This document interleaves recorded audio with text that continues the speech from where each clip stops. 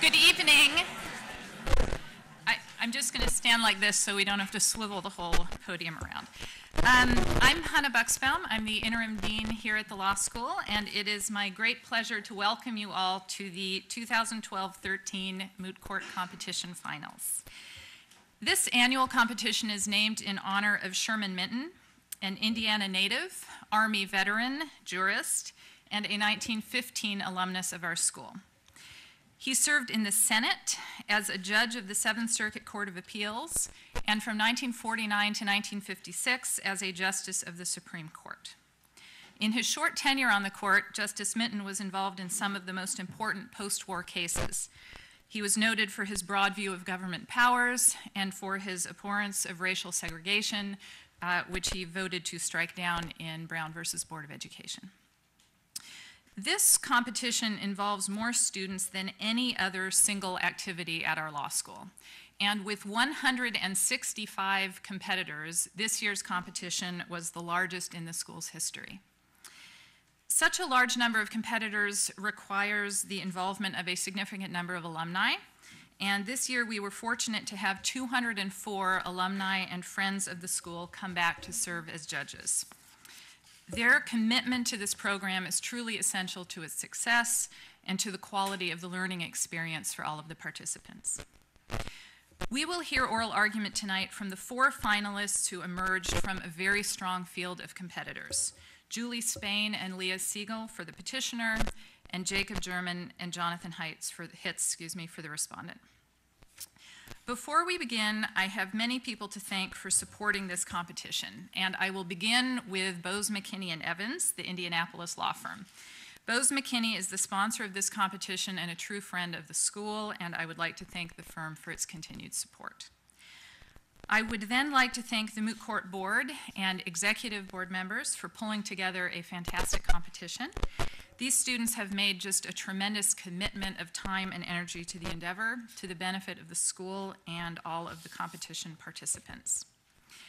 Thanks are due also to the board's faculty advisor, Professor Seth Lahn, for his invaluable support and guidance throughout both semesters of the competition, and to Inge van der Kruijse for logistics and organization.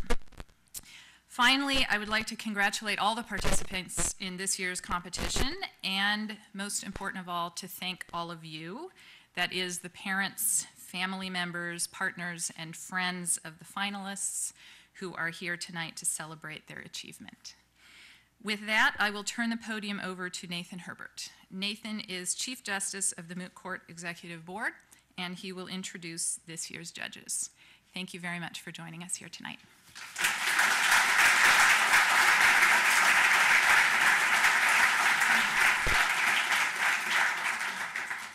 Dean Buxbaum, thank you for the very warm introduction, and again, welcome to you all to the 2012-2013 Sherman Minton Moot Court Final Arguments.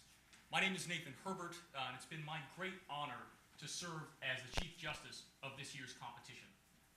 Our competition began 6 months ago with a record-breaking 165 competitors, and as Dean Buxbaum said, making it the largest competition in this law school's history. In the fall, those 165 competitors paired up in teams of 2 to write briefs and individually competed in 3 rounds of oral arguments. Based on the combined strength of their briefs and oral arguments, the top 32 of those 165 competitors advanced to the spring rounds.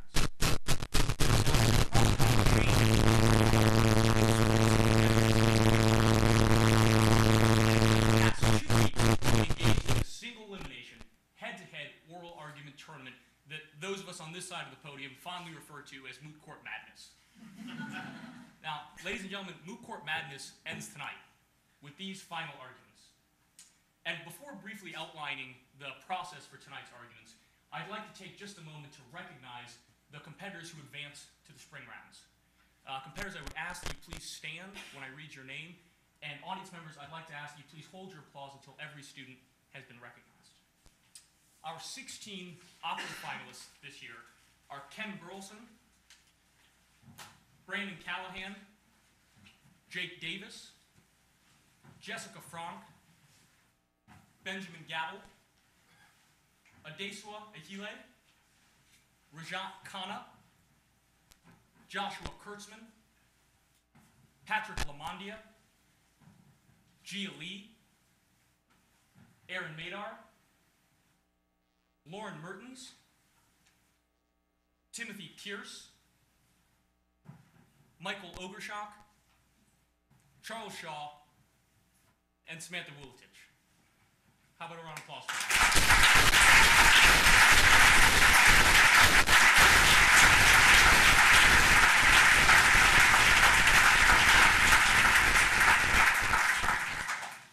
This year's 8 quarterfinalists are Abby Brown, David Frazee, Elena Hobbs, Travis Mellish, Caitlin Riley, Jennifer Rulon, Jonathan Turpin, and Ryan Ziegler.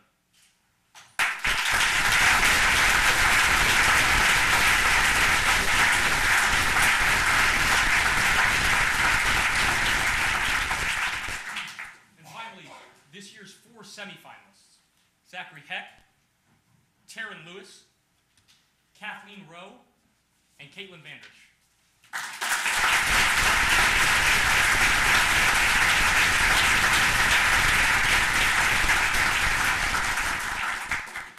Now, as you all know, our 4 finalists this evening are Julie Spain, Jacob German, Jonathan Hitz, and Leah Siegel.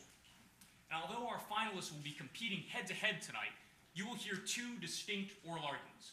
The first, in a preview of World War III, will be Miss Spain and Mr. German. And you can thank me for leaving the austerity joke unmade. And the second, between Miss Siegel and Mr. Hitz. Now, ladies and gentlemen, by this point you've no doubt noticed there's no witness stand in this room, no jury box. There's simply 1 podium, 2 counsel's tables, and soon 5 distinguished justices. This isn't a trial, ladies and gentlemen, it's an oral argument before the Supreme Court of the United States. Unfortunately, a majority of the sitting justices weren't able to be with us tonight, but we are very happy to have a distinguished panel of justices to fill their robes. I'd like to briefly introduce them now. They are the Honorable Diane Sykes of the United States Court of Appeals for the 7th Circuit, the Honorable David Strauss, Associate Justice of the Supreme Court of Minnesota, Judges Nancy Vadic and Carr Darden, both of the Indiana Court of Appeals, and our very own Professor Ryan Scott. Now, tonight, ladies and gentlemen, each competitor will have 15 total minutes to argue. The petitioner will begin. It's the party who lost in the court below. The petition will be followed by the respondent, and each argument will conclude with a brief rebuttal from petitioner's counsel. Now, following the conclusion of the first argument, we'll immediately begin the second set of arguments. The second set of competitors, however, will not have been able to hear or see the first round, and our justices will act as if the evening has begun anew. At the conclusion of both arguments, and with Justice Minton looking on from the back of the room, 2 of our finalists will be named Sherman Minton Moot Court champions. Now, before we begin the arguments, I hope you'll indulge me a brief housekeeping note. And in keeping with the current political climate, we're going to sequester audience members in the room for the duration of both arguments. We ask that you please remain seated and quiet during both arguments. In fact, if you would take a moment to make sure that your cell phones are off. At the conclusion of the second argument, there will be a 10-minute recess, during which time the justices will deliberate, and then our champions will be announced. Finally, it gives me very great pleasure to be able to introduce to you my best friend, one of the 2 gentlemen responsible for writing this year's Moot Court problem, and a reigning Sherman Minton champion himself, admittedly a title he'll keep for about another 45 minutes, Mr. Eric Silvestri.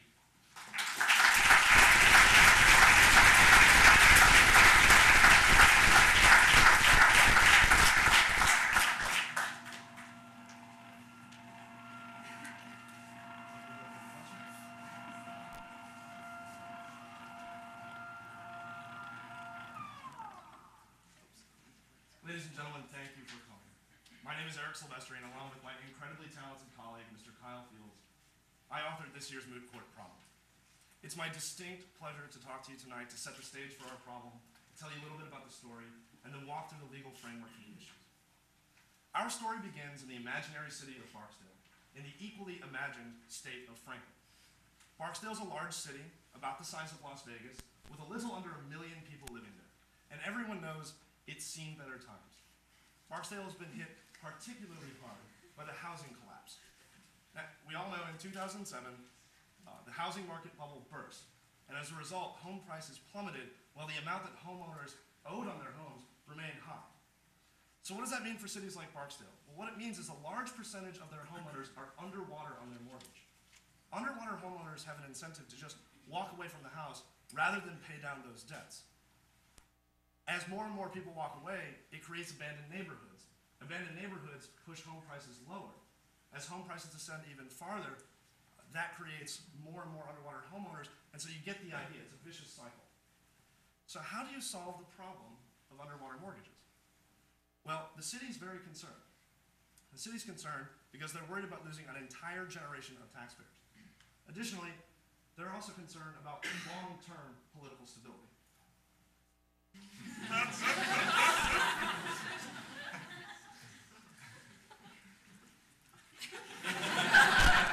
Barksdale. So who best to solve this problem? Well, large banks, of course. R.S. Bell Bank is about the size of J.P. Morgan Chase. It's huge. It's enormous. The amount of assets on this bank's balance sheet is in the trillions. And it has an idea to save Barksdale. Using a connection at the city council, Bell Bank pitches the idea, and the city council later picks it up. And instead of me telling you about that plan, you're going to hear from City Council Chairman Thomas Carcetti. Hello, my name is Thomas Carcetti, City Councilman for the City of Barksdale. As you all know, our city has seen better times. The mortgage crisis has devastated our community. But how did we get here? Today, I'd like to tell you the story of Barksdale and how we plan on getting back on track. Let's start with the basics. Most people don't have the cash on hand to buy a house. Typically, when a person wants to purchase a home, the person will approach a lending institution such as a bank or a credit union. Most people are familiar with how this works.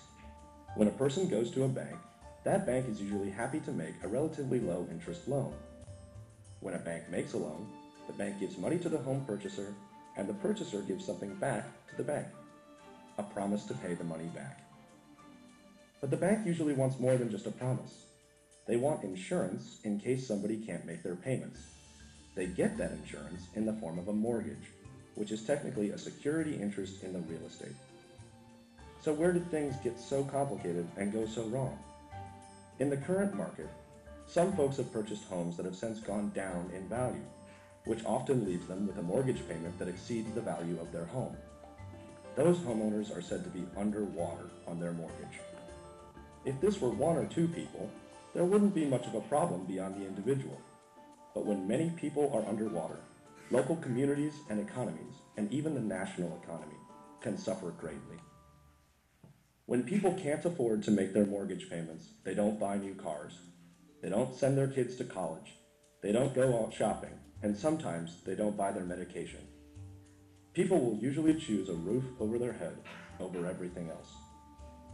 When we have entire neighborhoods, cities, and states not participating in the market, there's a potential for the problem to spiral out of control. So what can be done? I'm here to tell you that we have a plan. It's called HELP, the Homeowners Economic Lifeline Program. The way HELP works is the city, using money from a separate investor, buys underwater mortgages from financial institutions across Barksdale. Then, homeowners work alongside city officials and a larger financial institution to reduce the outstanding debts. Everybody wins. Banks are paid off, new financial institutions step in, homeowners have a second chance at home ownership, and the city makes a comeback. There are two qualifications for HELP. First, applicants must be currently making their mortgage payments. Second, applicants must be 25% underwater on their mortgage. If you think you may qualify for HELP, contact your city representative today at 193-366-4811. Together, we can assure that Barksdale stays a place to call home. I apologize for the narration. Morgan Freeman was booked. So, as you can probably guess, we wouldn't have much of a moot court problem if the city had found a perfect solution that worked for everyone. And that's where our plaintiff, Franklin Community Credit Union, comes in. The credit union is mad. And they're mad because the city's essentially proposing to pay them $10 for their right to collect $15. So what can they do about it? Well, this is America, of course. They sue the city and allege a violation of the Fifth Amendment, which requires two things in all exercises of eminent domain. It requires that the exercise has a public purpose and that the city pays just compensation for the property. And that brings us to the second legal issue, one involving judicial recusal. Franklin Community Credit Union brings its complaint to state court, where it is assigned to Judge Kima Royce, a name of some repute around Barksdale and indeed the nation. Judge Royce gained national notoriety as an anti-bailout crusader, and importantly, she once remarked that, quote, bailouts will not survive constitutional scrutiny. Additionally, Judge Royce is married to one Marlo Royce, Executive Director of Development for Liberty Patriots USA, an anti-bailout super PAC which takes donations from none other than the credit union. So the city decides it can't possibly get a fair trial with an anti-bailout judge whose husband takes donations from the opposing party, and it files a motion to recuse. That motion is denied. Judge Royce sides with the credit union, and following a series of appeals and denials, the case finally winds up here, in front of the Supreme Court of the United States, where we have all gathered this evening. And that's where my role in telling this story ends, and the competitors begins. Thank you for coming. Enjoy the argument.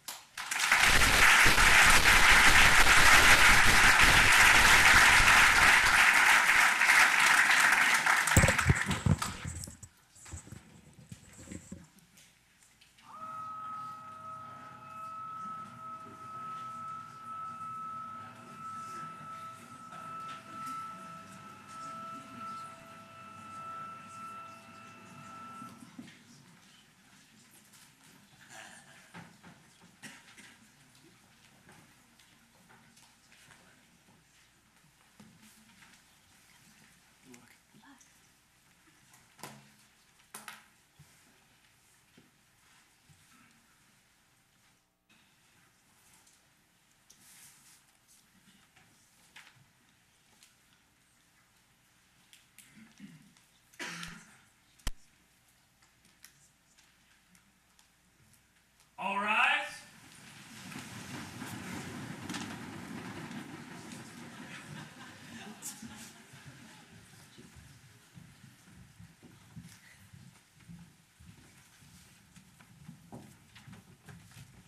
Oyez, oyez, oyez. All persons having business before the Honorable Supreme Court of the United States are admonished to draw near and give their attention, for the court is now sitting. God save the United States and this honorable court. You may be seated.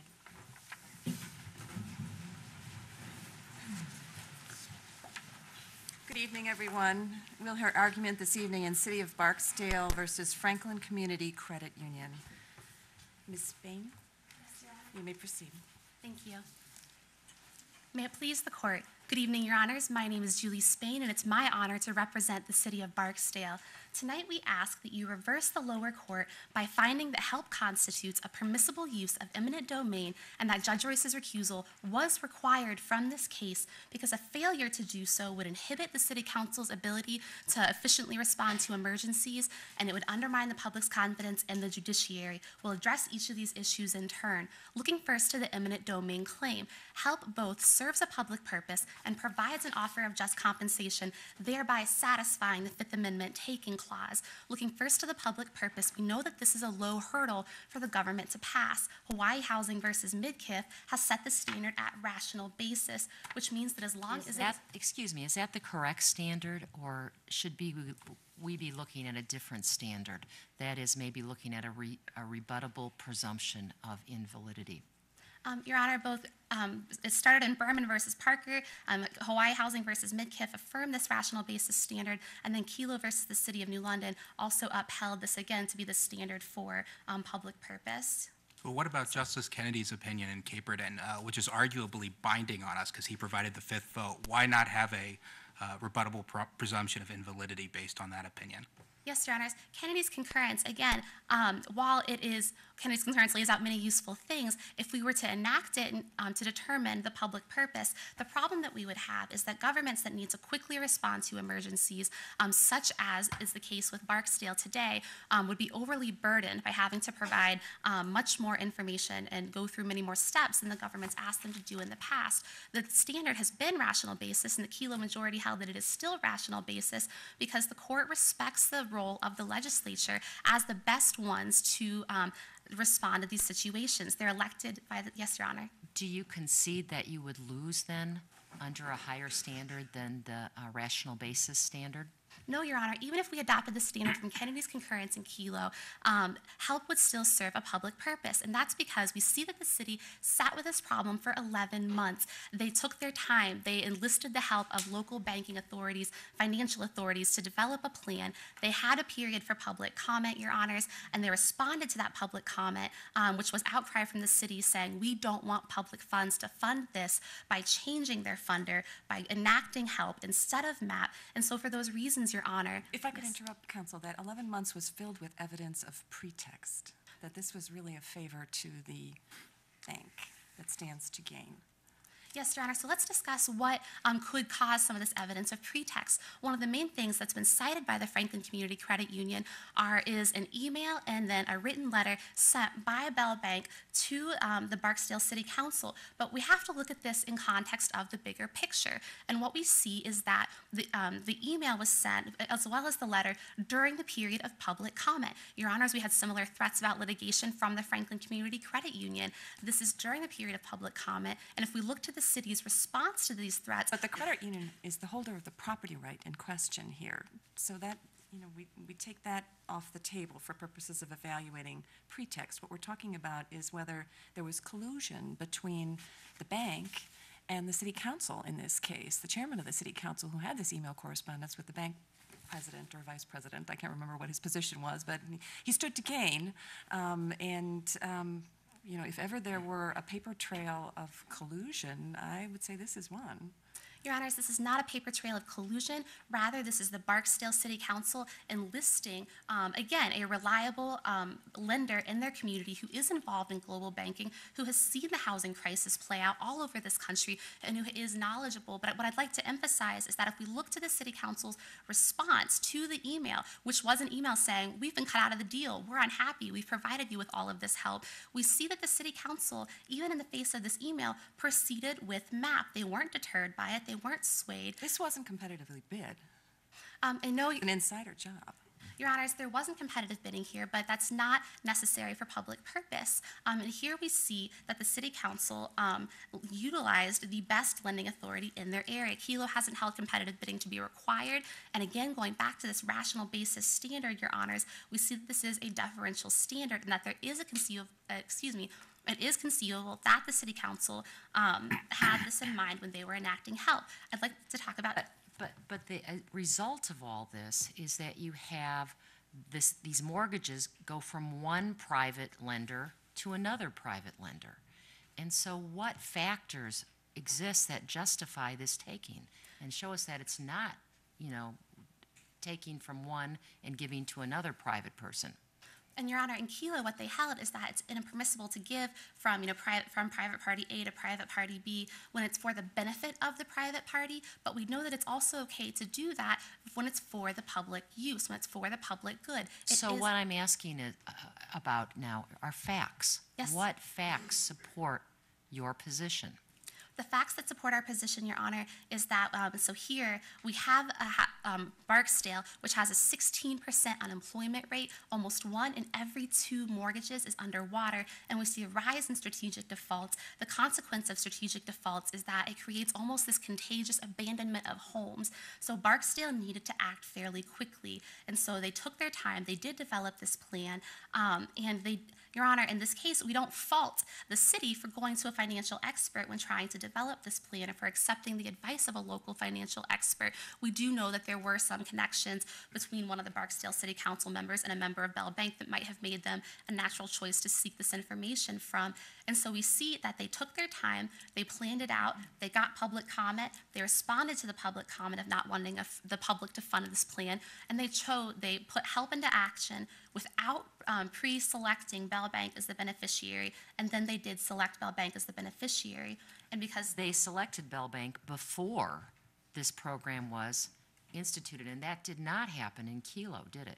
Well, Your Honor, there's nothing on the record that says that they actually had determined that Bell Bank would be the beneficiary before help was enacted. They were selected as the beneficiary right after help was enacted. But no, Your Honor, you're right that that didn't happen in Kilo. Well, that's where the lack of competitive bidding comes into play. If the city had wanted some sort of safe harbor against a pretext finding, the way to achieve that safe harbor would be to competitively bid this. Here, the way that they've achieved that safe harbor is by having opportunity for public comment, taking their time with deliberations, and following the other steps that are laid out in Kilo. But let's talk about Well, before you move on, though, I mean, I want to follow up on this. This is different from Kilo because really it's unclear what the city's role really is. I mean, really what you're doing is you're moving one set of mortgages from one private party to another private party, and that's different than Kilo. With Kilo, you at least had, some buildings, and you had other such things. This looks like paper pushing. Isn't this different from Kilo? Your Honor, the fact that it's distinguishable from Kilo doesn't mean that it doesn't follow the same principles of Kilo. Here, what is needed in order to revitalize the city isn't the physical revitalization of a certain area. It is to reduce the negative equity in these mortgages so that people can put that money back into the city so that they don't leave their homes. And so it's necessarily a shift in papers, essentially, Your Honor, but that doesn't preclude it from being a public purpose. That is simply the remedy that was essential here to keep this city from experiencing the mass foreclosures that have devastated other cities. So let's talk public purpose. Your Honors, this court has defined a public purpose Hold on, as... Ms. Spain. Yes. One of the things that bothers me about this case, and when you look at Kilo and Hawaii, is it seems that what the authorities did there expanded over a significant period of time. You mentioned that an emergency arose, but it seems to me that this plan was put together in a matter of 2 or 3 months. Does time make a difference? In other words, I think in Kilo and Hawaii, it was years. It was quite an extensive plan that was put together to accomplish the purpose. This seemed to have come about in a matter of 2 or 3 months. Should that make a difference? Your Honor, it would make a difference, I think, if there were evidence that it were rushed, but the city council... I'm sorry, if there was evidence of what? Yes, Your Honor, if it were rushed, it would make a difference, but here it has not been rushed. It has actually been 11 months that they began sitting with the problem, starting to develop a plan, and then they had 6 weeks just for public comment. So that's a month and a half that they allowed just for that. Your Honor, I'd like to quickly move on to just compensation. Just compensation... Before you do that, I'm really worried about these underwater mortgages, all right?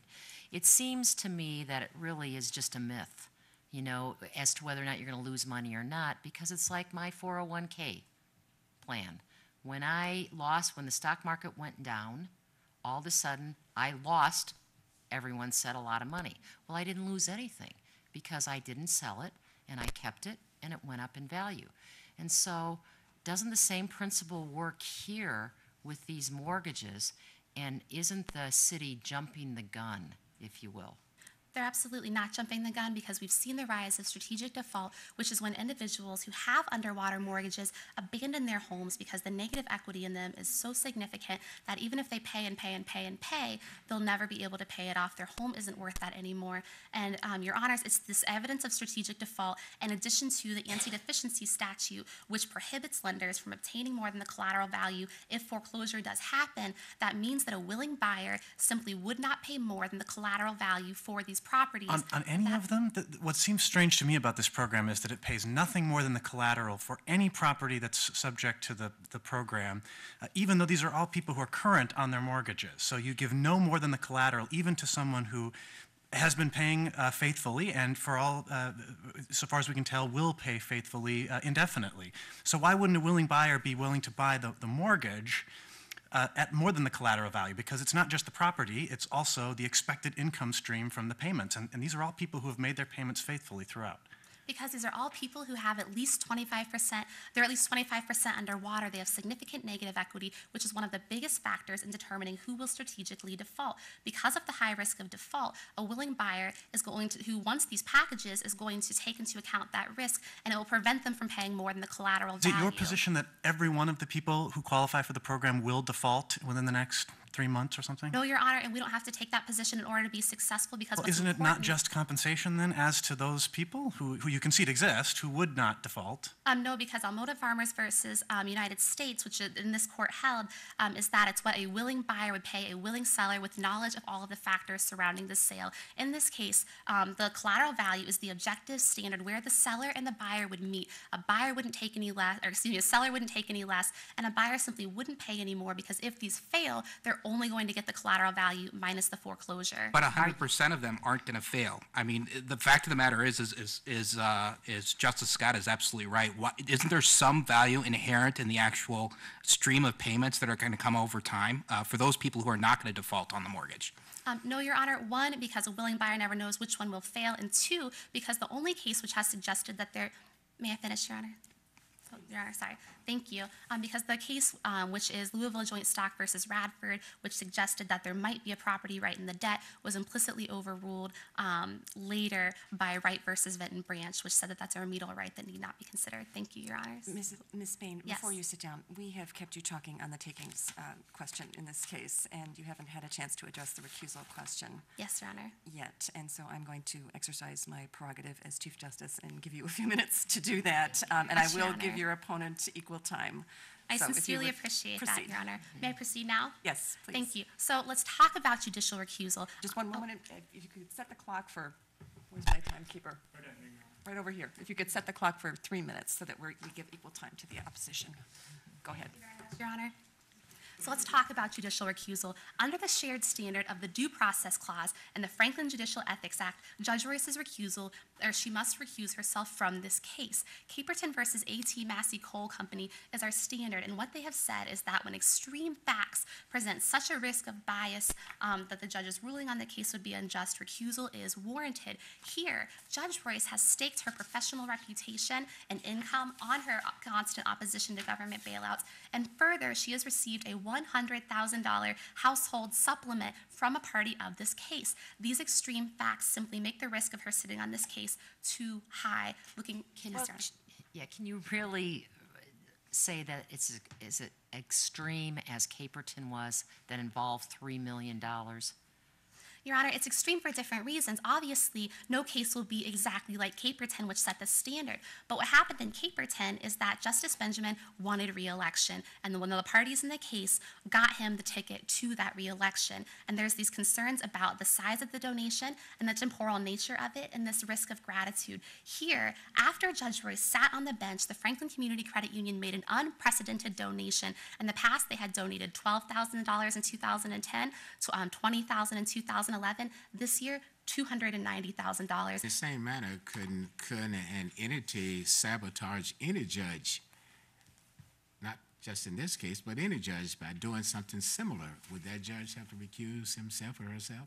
Your Honor, if an entity donates to a judge after they've sat on the bench and before their ruling, and if the facts of the case are similar to this, But I believe then yes. Judge Ross indicated that she could be fair and it wouldn't persuade her judgment.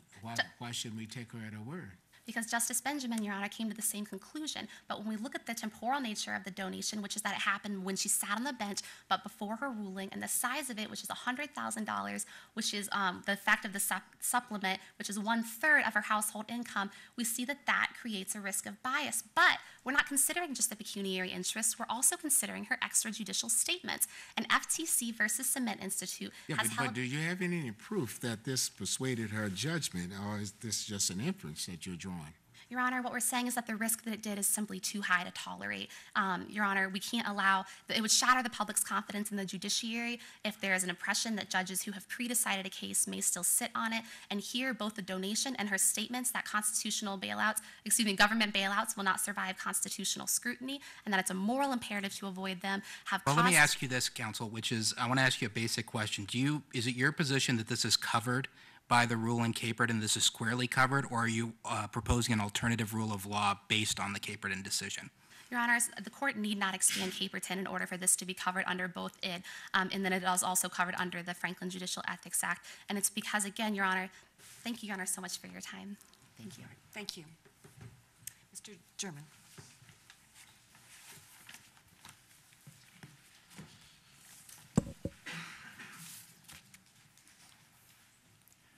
Good evening, Your Honors. May it please the Court. My name is Jacob Sherman, and I'm here on behalf of the respondent, the Franklin Community Credit Union. The issue before this Court today is one of fairness, both constitutionally and judicially. The Founding Fathers drafted the Fifth Amendment to include the power of eminent domain. But in doing so, they etched two permanent safeguards to ensure that citizens whose property was being taken were not deprived unless there was a clear use to the public, and that they were justly compensated. It is evident today that petitioners' action regarding the HELP implementation violated those two sacred principles. Turning towards the standard for public use from the Midkiff case, public use is justified when it rationally relates to a conceivable public purpose. Well, isn't the public purpose here to save the city from blight? What's wrong with the government's reported purpose in your view? Your Honor, the economic development plan put forth by the city is eminent domain. There is no further step after eminent domain, after taking these underwater mortgages and giving them to a private underwriter. That's all the step. In Kilo, we see that the city of New London had taken steps to look at job creation, tax revenue, and how the relation between the taking was related to the economic development. Here the plan ends. And we see that from the concurrence in Kilo, Justice Kennedy's concurrence was looking for undetected, impermissible favoritism between the parties, between the municipality and a private beneficiary. And that's exactly what we have here, Your Honor, raising the standard from one of rational basis to a heightened level of scrutiny. So are you saying that the fact that there's no physical structures involved and that it's not a blighted area, they're not going to do anything with the buildings themselves, this is just the mortgage, is that in and of itself enough? Are you saying right there, because there's no physical structure involved, then Kilo doesn't apply? Or no, Your Honor. I'm saying that is not enough to satisfy an economic development plan under the Kilo standard. We see that the court has two... How about the Hawaii case? I mean, they didn't transfer, they didn't do anything to physical structures. They changed ownership of the physical structure, but there was no, raising them or anything like that. Absolutely. The issue with the Midkiff decision, Your Honor, is that they took the Midkiff rationale, the city of Barksdale did, and turned it on its head. In Midkiff, they were trying to break up a land oligarchy and to benefit the public by transferring land back to the general public and allow them to buy. Here, the city of Barksdale is creating a mortgage monopoly. Well, but that's not all they're doing. I mean, I might agree with you if they were simply pushing paper from one bank to another, but they're actually sort of paying down the mortgages of these underwater mortgagors. And that, just a matter of law and economics, just a matter of economics, it's going to reduce the number of foreclosures, which will reduce blight. Why isn't that enough for the public purpose? It seems that the connection is pretty obvious. Yes, Your Honor, but when the public purpose is merely a pretext to benefit a private beneficiary, we see that the level of review is raised to heightened scrutiny. And there are two... Do you think they really weren't concerned about underwater mortgages and about the consequences of a large-scale default? You don't think the city council was actually concerned about that problem? This was all a charade to benefit a bank? No, Your Honor. No, absolutely not. I do think that the city council was concerned of underwater mortgages, and that is why they implemented the MAP program. And in doing with MAP, they got a public bond offering to do so. That was politically unpalatable. Yes, Your Honor. But as we see from the record, there was a 6-week period of commentary, raising public concern, raising public questions, and after that 6-week period, the city council received a letter from Bell Bank threatening to withdraw from the local housing market and to initiate costly litigation to an already bankrupt municipality. Well, is MAP constitutional? I'm sorry. I was just going to say, well, aren't you applying a higher standard of review? Aren't you applying something like strict scrutiny or intermediate scrutiny? Because you're criticizing the council for not going with MAP and instead going with the program with the bank. But that was a choice the council could have made under a rational basis review. What's the problem with that? Yes, Your Honor. The court has raised two clear red flags. One being, was there a competitive bidding process? And as this court has noted, there is no evidence in the record to suggest that there was a competitive bidding process. And the second question, Your Honor, is whether the private beneficiary was known beforehand. And as I just mentioned, there was a 6-week period for public comment and concern regarding MAP. However, after that letter threatening litigation and to leave the local housing market, MAP was scrapped. Within a week, HELP was drafted. 2 days later, the city council ratified it. The mayor signed it that afternoon. And the very next day, Your Honors, Bell Bank was selected as the private underwriter for that. I'm not sure you answered the justice's question, though. Are you employing a higher level of scrutiny, judicial scrutiny, than rational basis? And is that required in order for you to win?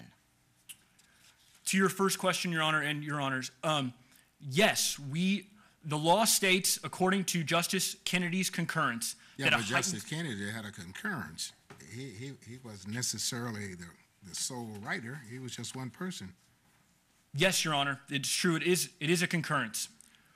The Franklin Community Credit Union's position is that due to the appearance of pretext in this case, heightened scrutiny is warranted over rational basis. Well, let me ask You you lose this. if it's rational basis? No, Your Honor, we still believe that the law states there has to be a clear development of an economic plan, and that eminent domain, taking of the mortgages, is not enough to satisfy that economic development plan when related to the facts of Kelo. Let me ask you this. You mentioned the Fifth Amendment, and you talked about the founding fathers, the taking clause. But now, do we have a conflict here? Because we also know that we have the Fifth Amendment, but we also know that we elect our representatives. We also know that eminent domain is recognizable. Now, the issue that I want to present to you is, was there an emergency? Was Barksdale City facing an emergency? If it was facing an emergency, don't we elect our public officials to make the decision as to how to go about dealing with the emergency? Yes, Your Honor, we do elect our public officials to serve the general public, and in times of strife and public concern, those public officials are best suited to make those type of decisions. Now, Barksdale didn't have any money, am I correct? So they had to do something if they were going to curtail this emergency that they were facing, am I correct? Yes, you are correct, Your Honor. However, deference is not carte blanche. They did not have the authority to enact an unconstitutional plan of action. Okay, how is it unconstitutional? Your Honor, the HELP initiative does not satisfy the public use nor the just compensation requirements of the Fifth I thought that had Amendment. been changed. I thought the later cases, Berman and Hawaii and so forth, they all indicated that public purpose, not necessarily public use. Public purpose would be good enough. Yes, Your Honor, that is a very low standard. However, when the appearance of pretext, the Franklin Community Credit Union would assert that a heightened standard of review is warranted. And under that heightened standard of review, the city has not met its burden, the irrebuttable proof, or the invalidity of that standard. They have not met that burden in order to presume or rebut that inference. So are you asking us to overrule Kelo? No, Your Honor, I'm not asking this court to overrule Kelo. I'm simply saying that applying the rationale proposed in Kelo under Justice Kennedy's concurring opinion, the level of review for the city's action should be one of heightened scrutiny. You know, your comments remind me of another justice I knew that wrote a dissenting opinion, and the majority carried the day. But a lot of people quoted this dissenting opinion. That's what you keep going back to Justice Kennedy. But there were other justices that wrote the opinion. He wrote a concurrence. Yes, Your Honor. Justice Kennedy's is a concurrence. Turning towards the just compensation requirement, it is clear that the collateral value calculation based upon a corrected market value of HELP violates the Supreme Court's guiding principle of making the plaintiff whole again after the taking. Do you think Radford has to be overruled? Or should be overruled? No, Your Honor. Yeah, do you think it's still good law? Yeah, Okay, counsel on the other side said that there was some case, and I wasn't familiar with that case, and said that that case overruled Radford. Is that right? no, Your Honor. The law states, in Justice Brandeis' opinion in Radford, clearly states that the essence of the mortgage And the essence of the mortgage is the right of the mortgagee to accept full payment for the mortgage before surrendering that security interest. And that, Your Honor, is still good law. And following that, Justice Brandeis also articulated that the mortgagee has a substantive right to the debt plus interest of the mortgage before getting that property, or before surrendering that property. But for a property that's badly underwater, no rational person in a free market would pay the whole value of all the expected stream of income for all of these properties. This seems like too much that you're asking for. Why isn't just compensation what a person in the market would pay, rather than the full value of all of the expected income on a mortgage that lots of these mortgages are going to go into default? Your Honor, the answer is that the people in the homes are current on their mortgage payments. And the threat of them leaving here is not the same as if this house had been abandoned. Well, let me ask the same question I asked to opposing counsel. Do you concede that there are some people who are eligible for this program who will go to into default before the end of the mortgage term? Do you really think that every one of these people is going to pay their mortgage indefinitely, given that they're already 25% underwater? Yes, Your Honor. Of the 104 mortgages that the Franklin Community Credit Union holds that are currently available to the HELP program, odds would suggest that some of them will not make their payments and go into default. Okay, so then wouldn't it be just compensation to give them less than the full value of the mortgage, assuming it was paid in full? No, Your Honor, because the law states in the Radford decision that the full and perfect equivalent of the mortgage is the debt plus the interest. Right, and that presumes a functioning market. And the problem is we don't have a functioning market here. And the general principle for takings compensation purposes is that the just compensation is the fair market value. So we need a formula from you about what the fair market value of these distressed mortgage packages is. It can't possibly be face value, right? I mean, I know that's your first position, but let's move off of that, because from questions from this bench, you're not getting very far on that. So, what's your fallback position? How do we measure the fair market value of distressed mortgages?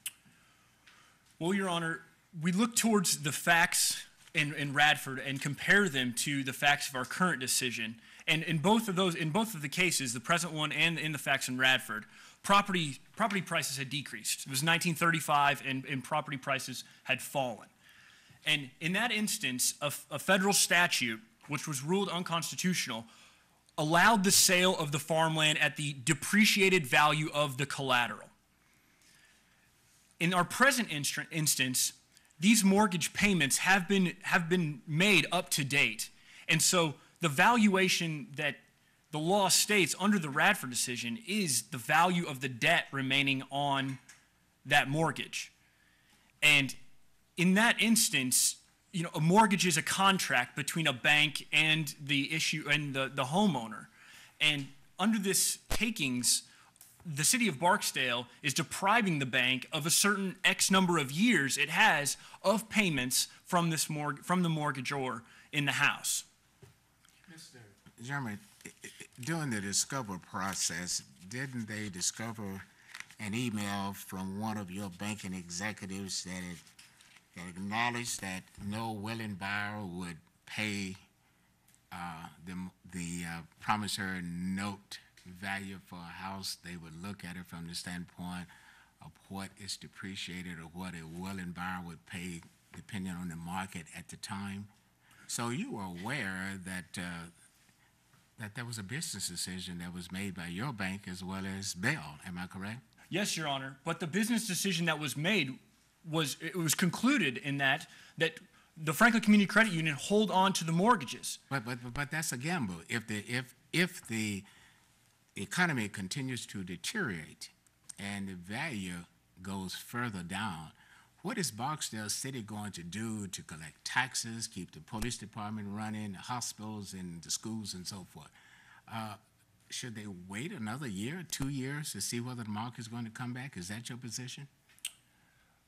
Should who wait, Your Honor? Barksdale. The city of Barksdale. Yeah. Well, no, Your Honor. The initial program of MAP, funded through a public bond offering, would have alleviated this, I believe, would have alleviated the issues that Right, you're but that's suggesting. a choice that our elected officials make, though, isn't it? They can either go private, or they can go private, quasi-private, public. But that's the decision you elected these officials to make, am I correct? So you're disagreeing with the decision they made to go private versus public-private, am I correct? In part, Your Honor, yes, you are correct. However, we, as the Franklin Community Credit Union, we are also disagreeing with the method that they chose to go private. And we're also disagreeing at the valuation that they're putting on the property being taken. The collateral, the house itself is not leaving the homeowners. It is the mortgage, it is the interest in the debt of the mortgage that is being seized here. And if we break down just compensation, just being fair, compensation being equivalent, and under that Radford standard, it is clear that the fair equivalent is the debt remaining on the property. See, now the problem I'm having with your argument in the last exchange was we're back to the ends question, which is the ends was to save these underwater mortgages, and you're saying that the means employed by the city council by going private versus going public, that's not legitimate. So again, what is your argument for heightened scrutiny here? Because it seems to me like your argument loses under rational basis review. The argument for heightened scrutiny here, Your Honor, is that the position of pretext from favoring changing property from one private entity to another raises the level of scrutiny to a heightened standard. And under that heightened standard, the city's actions fail under the And what is the heightened standard that you propose? Is it like an intermediate scrutiny? Is it what Justice Kennedy wrote in his concurrence? What precisely is the standard that you would have us apply?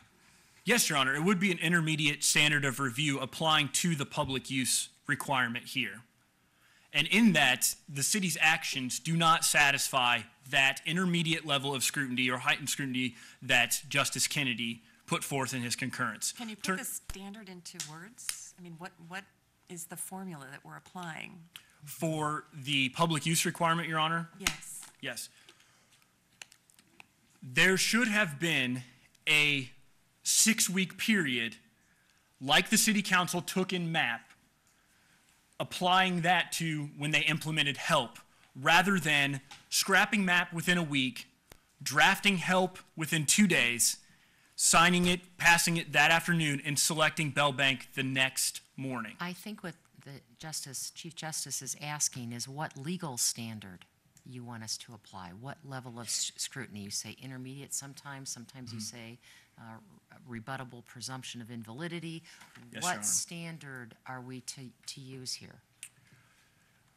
Under that undetectable, impermissible favoritism that was highlighted in the concurrence by Justice Kennedy, the presumption, may I finish the answer, Your Honor? Thank you. The presumption of invalidity is warranted. So under this intermediate scrutiny suggested by Justice Kennedy, this court chooses to adopt that. The burden shifts back to the city to show that their plan was not enacted to appease Bell Bank in order to stop the litigation. But that's a very Rebuttable. low hurdle, though, isn't it? The city would have to prove, am I correct? They would only have to show that there was an emergency, they did something about it. Am I correct? Yes, Your Honor. Okay. Yes. Let me ask you this. I think your argument boils down to the fact that it was done so quickly is why you think it was done as a pretext. Am I correct?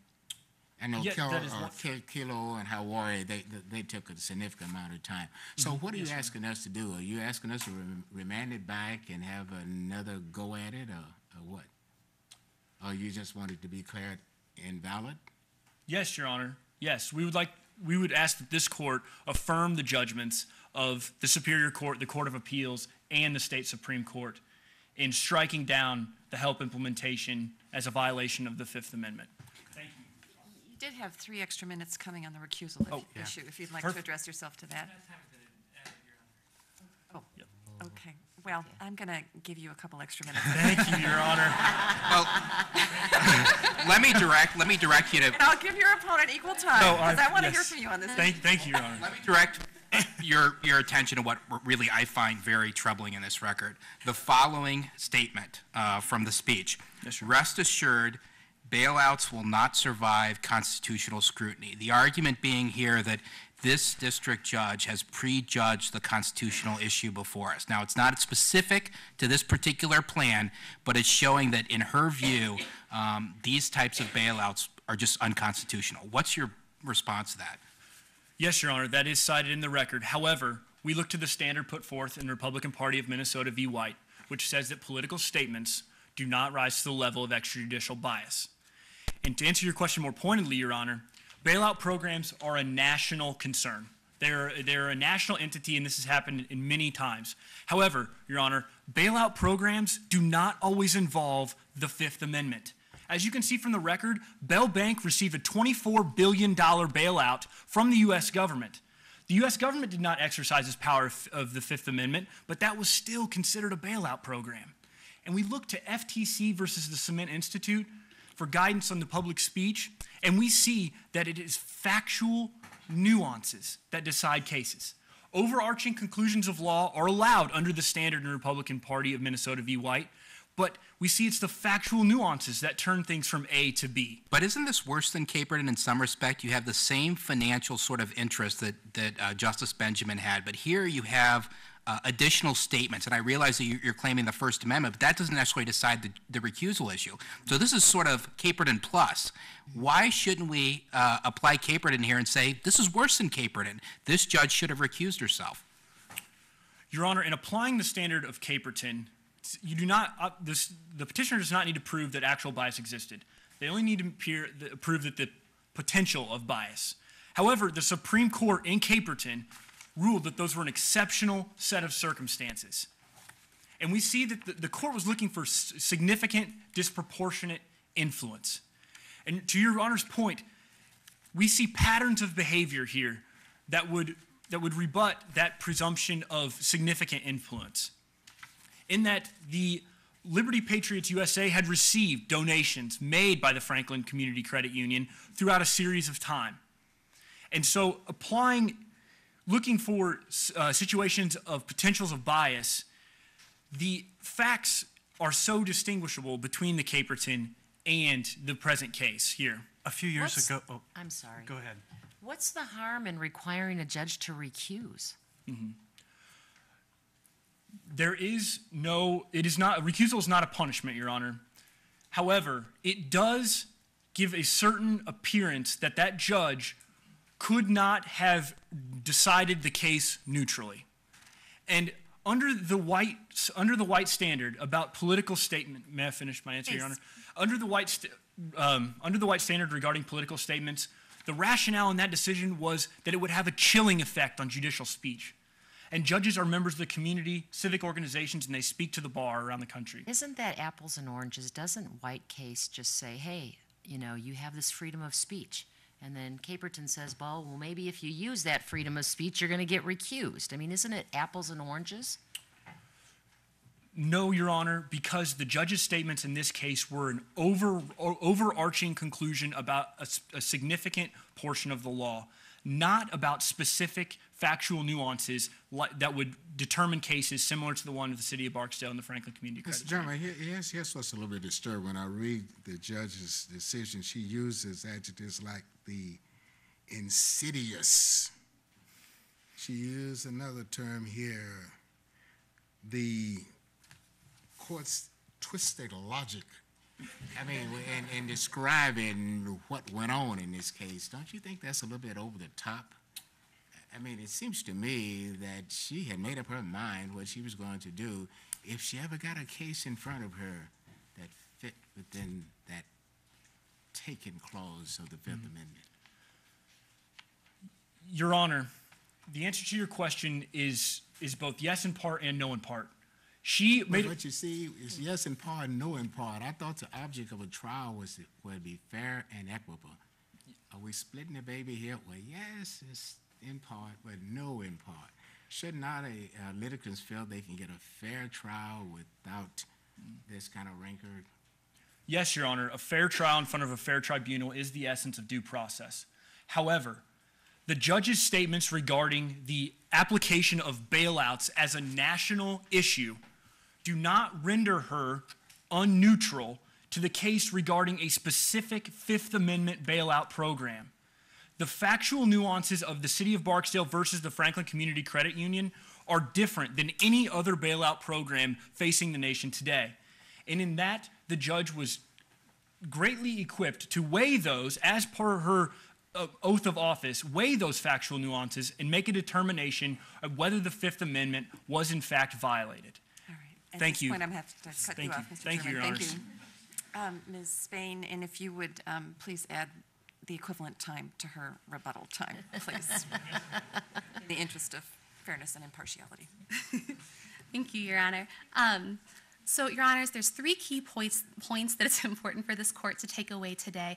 The first is that looking back to just compensation, again, the standard that we argued for was not the corrected market value, but was the same fair market value standard as it is enumerated in United States versus 564 acres of land and Almota Farmers versus United States. And it is, in fact, the case that Louisville Joint Stock versus Radford was implicitly overruled by Wright versus the Vinton Branch Bank of Wright versus Vinton Branch Bank. And what happened there is that they said that the right to collect on the full value of the debt is a remedial right, not a substantive right. And the other reason that Radford simply does not apply today, Your Honors, it is a bankruptcy case, it is not an eminent domain case, and it is not applicable in this situation. The second point that the court should take away today is that Kennedy's concurrence is not the controlling law. The controlling law is still that it's a rational basis standard, and it is in the interest of allowing cities to be able to appropriately address the crises such as this unprecedented mortgage crisis, that we ask the court to maintain that standard today. Well, that's true for a garden variety takings claim, I think. So- But what we've got here is something that's highly out of the ordinary. And that's, I think, the import of the room that was left in the Kelo decision for pretext analysis. And the majority opinion in that case didn't foreclose that. As a general rule, rational basis is the standard, but where there is evidence of pretext, and it seems like there's an awful lot of it here, why shouldn't we use a heightened standard and put the burden on the city to justify the takings? Two reasons, Your Honor. One is that rational basis sufficiently addresses concerns that could arise and have clearly arisen here about pretext. And the second is, again, going back to the nature of the elected representatives of the people. Yeah, but if you buy Mr. Germany's position, he says if you use a rational basis, then Judge Ross, who heard this case, made a rational decision. I'm sorry, could you repeat the question, Your Honor? In I other just didn't words, quite hear you. he's arguing that Judge Ross made a rational decision in this case by declaring it unconstitutional. Your Honor, again, we're kind of looking at two different things here. Judge Royce, obviously, we have our own concerns with her evaluation of this case. But to finish answering the rational basis, it is because cities must be able to respond to the needs of their citizens, and it is because it is the citizens' right to elect their leaders and to have their leaders' Yeah, but in the decisions same followed. manner, the city has to be fair, though. Am I correct? This thing was thrown together rather quickly. It wasn't open for open bidding. You did invite others in, especially the business community, to come in and offer different plans. Bell was in the background. As a matter of fact, they were the originator of this plan. Am I correct? They As did. modified. Yes, Your Honor, you're correct on that point. To answer the rest of your question, I'd like to point out some facts that I think maybe go a little bit contradictory to that, though, which is that there were 11 months of deliberation about this. And, Your Honor, all that we experienced, there were two changes between MAP and HELP. The first change was the funding from a public use, which, again, for a variety of reasons would have been, not public use, a public funder, which would have been highly dangerous and likely to fail, to a private funder. And the second change was the name. And if we look at that change, we cannot require city councils to go through another lengthy deliberation process every time they change a small aspect of their program. Programs would never start, emergencies wouldn't be dealt with, crises would become overwhelming before that could happen. And so for that reason, Your Honor, again, rational basis is the correct standard, and HELP does meet a public purpose. I want to return to Justice Sykes' question because it sounded to me like you were saying rational basis is enough, even in cases of clear pretext. So suppose, just for the sake of argument, that we conclude there was clear evidence of pretext here. And in some other case that comes along, this was obviously designed just to help a private party, and the government took the property and gave it to them, but then said in public, came into court and mouthed the words, "We were trying to help the public." You're really saying that's irrelevant, and we are powerless as a court to prevent that kind of taking, as long as they come in and say the right words, rational basis only. The constitutional calculus doesn't change at all, no matter how strong the evidence of pretext? No, Your Honor, that's not what I'm saying, and I appreciate the opportunity to clarify. What we are saying today is that, Your Honors, as Kelo has already said, a pretextual public purpose simply isn't a public purpose. It fails even under rational basis. And so it's not the case that there could be pretext and it would still meet rational basis. It is the case that here there is no pretext as evaluated, but there is in fact a rational basis. The third point that this court needs to take away today is that extrajudicial statements are relevant for the purposes of judicial recusal. Your Honors, the White versus Republican Party is a First Amendment case. It deals with judges who are running for election, and it deals with a judicial canon. Your Honors, it does say that judges are free to express their views. However, it does not extend to due process, and it would be, Your Honor, it would all but make the due process recusal irrelevant to say that judges may both speak, to apply this and say judges may speak freely about these views and still sit on these cases. And well, isn't the exact opposite true? Because aren't we essentially taking away the right to free speech if we're saying later on down the road, well, if you do exercise your right to free speech, you may have to recuse from some subset of cases? Isn't there a tension there? Your Honor, so that's not the rule that we would ask the court to make today, because it's not just speaking out against these views, but rather it's what this court held in FTC versus Cement Institute, which is that when there is evidence that a judge's mind is irrevocably foreclosed on a matter, that that judge may not sit on that case. And so speech is one thing, Your Honor, but staking your entire professional reputation on it, speaking out saying that it is a moral imperative to oppose it, that's something different. That's the type of action that is prohibited by FTC versus Cement, and that is prohibited by Caperton. And show me something that Judge Ross did in making her decision. You say that was error. Your Honor, we don't, oh, sorry. I'm sorry, that would show that she was biased against your client. Your Honor, we don't wait for judges to make the decisions and then analyze their words to see if there's evidence that bias may exist there. Instead, we look to the facts before the judge rules on the case. Your Honors, we know judges have lots of discretion about what they include in those opinions. It's essential that we are able to catch these cases before they have gone through the entire lengthy, expensive, and emotionally difficult process of coming to an opinion. So, Your Honors, it is in both the interest of justice and the interest of efficiency and in the interest of safeguarding our due process and eminent domain standards that we ask this court to find that help is a constitutional. You may finish your sentence. Thank you very much. That it's a constitutional use of eminent domain, and that Judge Royce's recusal was required from this case. Thank you so much for your time, Your Honors. All right. Our thanks to both counsel. The case is taken under advisement. We'll be in recess until the next panel of competitors. We stay here. You leave. Can we take off our coats underneath our, can we do this? Yeah. Do you have coats? I don't.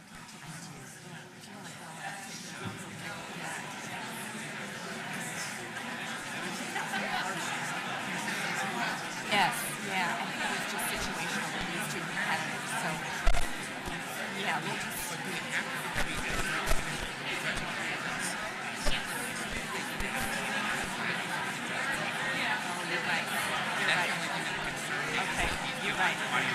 You're right. We're going to have to, okay, tell them.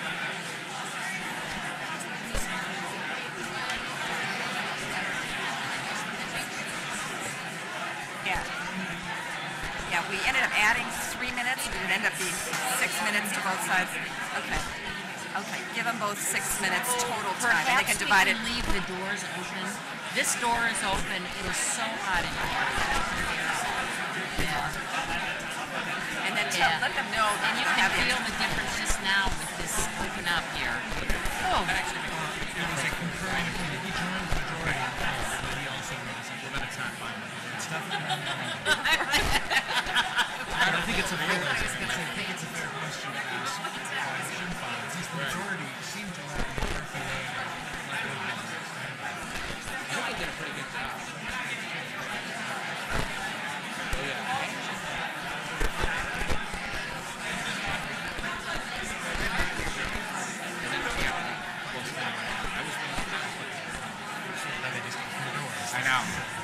is really, yeah, it's very warm.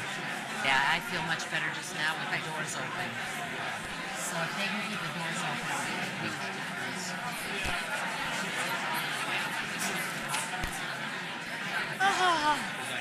Our chief counsel spiked. You're done. Please be seated. Yeah. Oyez, oyez, oyez. All persons having business before the Honorable Supreme Court of the United States are admonished to draw near and give their attention, for the court is now sitting. God save these United States and this honorable court. All right, good evening. We'll hear argument in City of Barksdale versus Franklin Community Credit Union. Ms. Siegel.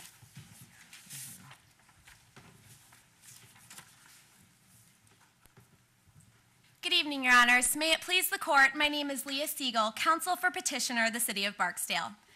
This court has recognized the power of eminent domain as, quote, an attribute of sovereignty, essential to the life of the state. Unfortunately, the trial court threatened the vitality of this necessary power when it decided a case that it never should have even heard. This court should reverse for two reasons. First, Judge Royce should have recused herself because of the risk of actual bias that resulted from her aggressive political activity and her husband's relationship with the credit union. Second, help is a valid taking because it serves the public purpose of economic improvement and offers just compensation in the fair market value of the collateral. So, Ms. Siegel, let's talk about the first issue here. Sure. And you reiterated a standard from Caperton, a risk of actual bias here. And I'm wondering whether Caperton vastly expanded our law in recusal and required more recusal than before that. I mean, before we had pecuniary interest and before we had whether there was a contempt, criminal contempt. And so Caperton seemed to vastly expand this. And I'm wondering if Caperton is a hard case that made bad law. No, Your Honor. Caperton, the standard was a risk of actual bias. And as this court went to great lengths to say in that case, the facts in Caperton were exceptional. And we have exceptional facts in the case before us today. So in Caperton v. Massey, Blankenship Massey's president and CEO donated $3 million while his case was pending to the campaign of Justice Benjamin. What is exceptional, like those facts that you just cited to us in Caperton? What's exceptional about this case? Well, what was exceptional about Caperton was the size of the donation and the suspicious timeline, and both of those elements are present in this case before us today. So the day after the parties stipulated to a bench trial in front of Judge Royce, the credit union announced a donation in the amount of $290,000.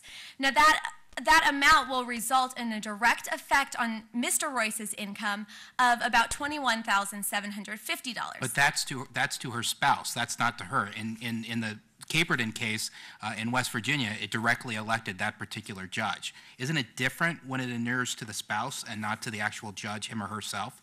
Well, no, Your Honor, because the Royces file their income taxes jointly, so that income will be it'll be take-home pay for the both of them. And considering the fact that their household income is $220,000, this represents almost a 10% increase in that. What if the donation was given before Judge Royce was randomly assigned to the case? Would that make a difference here? It might make a difference, Your Honor, but that is not the case The that we same have amount of before us. money. It It's is the same enhancement of the household income. Yes, and there is still a concern that the Royces will be incentivized to continue to cooperate with the credit union in order to encourage similar donations of that size. But like I said, there is a suspicious timeline here, and that was one of the factors that was considered in Caperton. So the chief judge of our Supreme Court was very concerned about enforcement of this. And it's kind of like, well, we know it when we see it.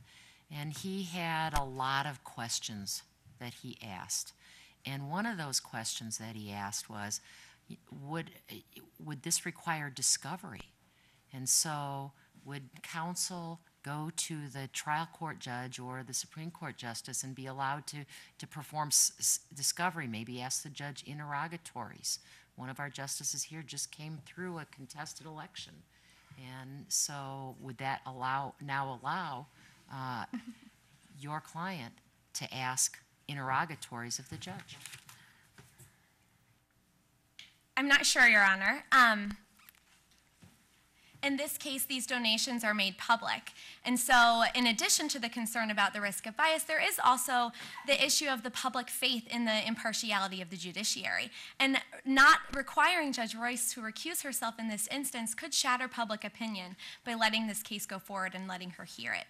What is the relevance of the statements that she made? She made a statement in one of her speeches talking about the unconstitutionality of the bailouts. What's the relevance of that? Sure. Well, Your Honor, Judge Royce did more than just a speech. She had a book, a lecture, a viral video, and numerous television and radio appearances.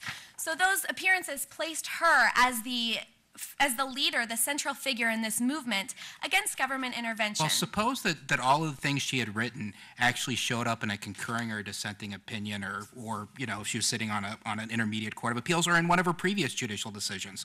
Would she then have to recuse herself from any subsequent cases in which bailouts were at issue?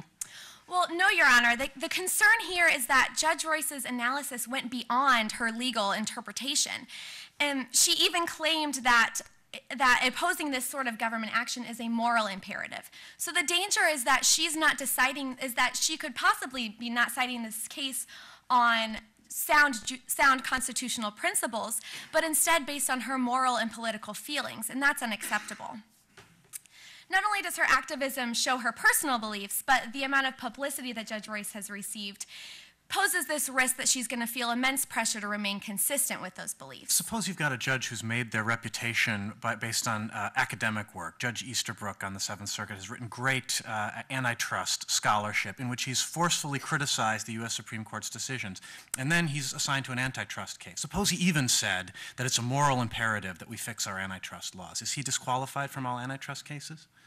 Not necessarily, Your Honor. The issue here is that we didn't see that sort of legal analysis on behalf of Judge Royce. She made blanket statements saying that these bailouts won't survive constitutional scrutiny. She even criticized her fellow citizens, saying that they made poor economic decisions and gambled away their life savings. Well, suppose that we have a different situation where she actually provided reasoning. She said government bailouts are unconstitutional, and they're unconstitutional for these 5 legal reasons. Would that be more like what Justice Scott is proposing? Would that fall on the other side of the line?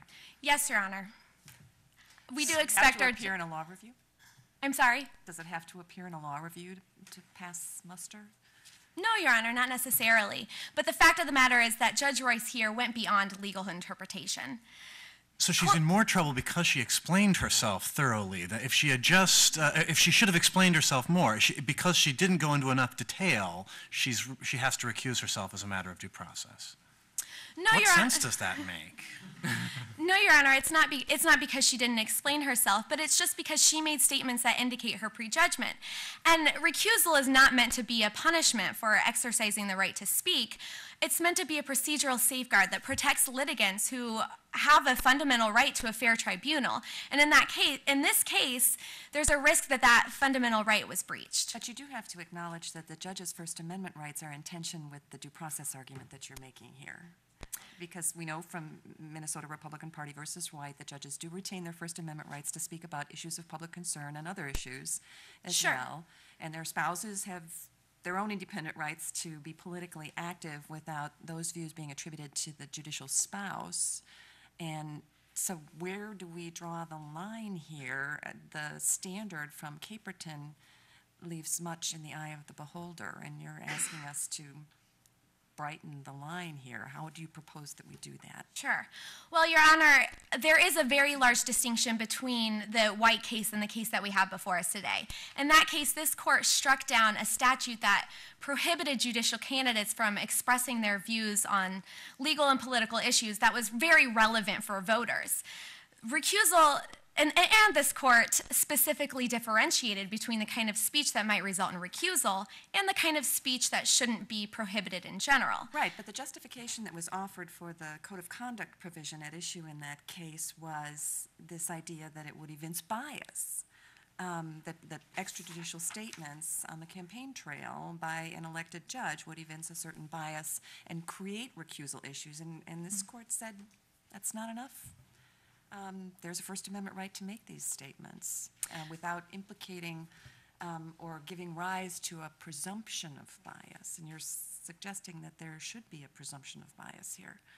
My client's position is not that there should be a presumption of bias, but that we should stick to the standard that if there is a risk of actual bias, according to Caperton, recusal is required. Very vague, a risk of actual bias. What does that mean, actually? Well, Your Honor, it means that an average judge, it's an objective standard, so that an average judge could not be impartial under the circumstances. And when you consider Judge Royce's publications and her speeches in connection with this financial interest, that very much is the case, that there is this risk of actual bias. Should we give deference to a judge's decision as to whether or not she believes that she can be fair in a case?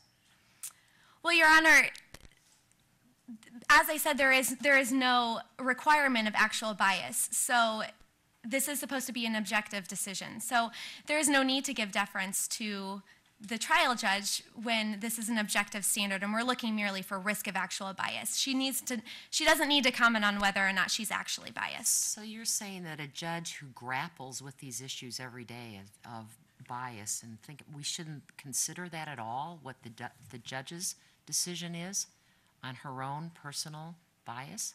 Well, I think obviously the standard of review when it comes to recusal is abuse of discretion. So I misspoke when I said no deference. There is some deference that is given to the judge, but we must keep in mind that this is an objective standard. It's not looking into the actual mind of Judge Royce. Ms.